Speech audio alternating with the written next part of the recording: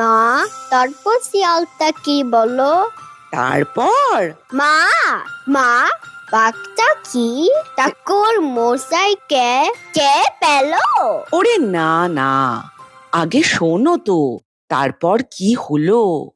তারপর তিনি শিয়ালকে ডেকে বললেন, শিয়াল পণ্ডিত, একটু দাঁড়াও, তুমি আমার সাক্ষী। শিয়াল দাঁড়ালো, কিন্তু কাছে আসতে রাজি হলো না। সে দূর থেকেই জিজ্ঞেস করলো, সে কি কথা? আমি কি করে আপনার সাক্ষী হলুম? ঠাকুরমশাই বললেন, বলো দেখি বাপু, যে ভালো করে তার মন্দ কি কেউ করে? শিয়াল বললে, কার কি ভালো কে করেছিল আর কার কি মন্দ কে করেছে শুনলে তবে বলতে পারি। ঠাকুরমশাই বললেন, বাঘ খাঁচার ভিতরে ছিল আর আমি ব্রাহ্মণ পথ দিয়ে যাচ্ছিলুম। এই কথা শুনেই শিয়াল বললে, এটা বড় শক্ত কথা হলো। সেই খাঁচা আর সেই পথ না দেখলে আমি কিছুই বলতে পারবো না। কাজেই সকলকে আবার সেই খাঁচার কাছে আসতে হলো। শিয়াল অনেকক্ষণ সেই খাঁচার চারধারে পায়চারি করে বললে, আচ্ছা, খাঁচা আর পথ বুঝতে পেরেছি। এখন কি হয়েছে বলুন। ঠাকুরমশাই বললেন, বাঘ খাঁচার ভিতরে ছিল আর আমি ব্রাহ্মণ পথ দিয়ে যাচ্ছিলুম। অমনি শিয়াল তাকে থামিয়ে দিয়ে বললে, দাঁড়ান, অত তাড়াতাড়ি করবেন না। আগে ওইটুকু বেশ করে বুঝে নি। কি বললেন? বাঘ আপনার বামুন ছিল আর পথটা খাঁচার ভেতর দিয়ে যাচ্ছিল? এই কথা শুনে বাঘ হো হো করে হেসে বললে,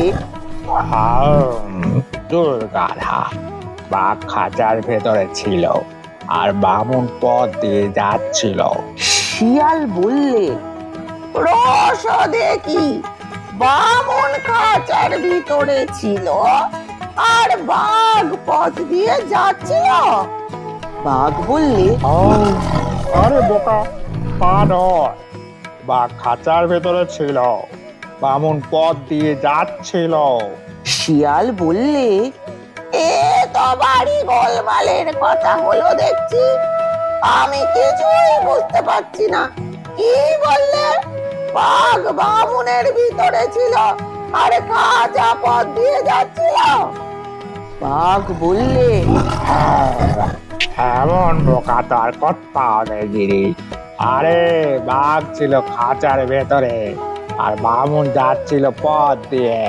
তখন শিয়াল মাথা চুলকাতে চুলকাতে বললে, না, এত শক্ত কথা আমি বুঝতে পারবো না।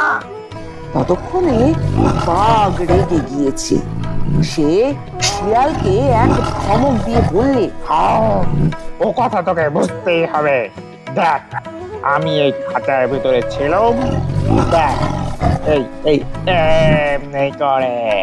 বলতে বলতে বাঘ খাঁচার ভিতরে গিয়ে ঢুকলো, আর শিয়ালটাও অমনি খাঁচার দরজা বন্ধ করে হুড়কো এঁটে দিল।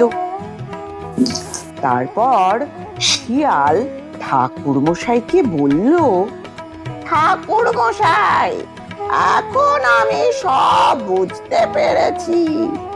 আমার সাক্ষা যদি শুনতে চান, তবে তা হচ্ছে এই যে দুষ্টু লোকের উপকার করতে নেই। কাজেই বাঘ মামার জিত। এখন আপনি শিগগিরই যান, এখনো ফলার ফুরোয়নি। বলে শিয়াল বনে চড়তে গেল আর ঠাকুরমশাই ফলার খেতে গেলেন। ছোট্ট বন্ধুরা, তাহলে এই ছিল দুষ্টু বাঘের পরিণতি। অর্হ তো ঘুমিয়ে পড়েছে, আর তোমাদের ভিডিওটা যদি ভালো লেগে থাকে তাহলে একটা লাইক করে দিও, শেয়ার করে দিও, আর আমার চ্যানেলটাকে সাবস্ক্রাইব করতে ভুলো না কিন্তু। আজ তবে আসি, ভালো থেকো, সুস্থ থেকো।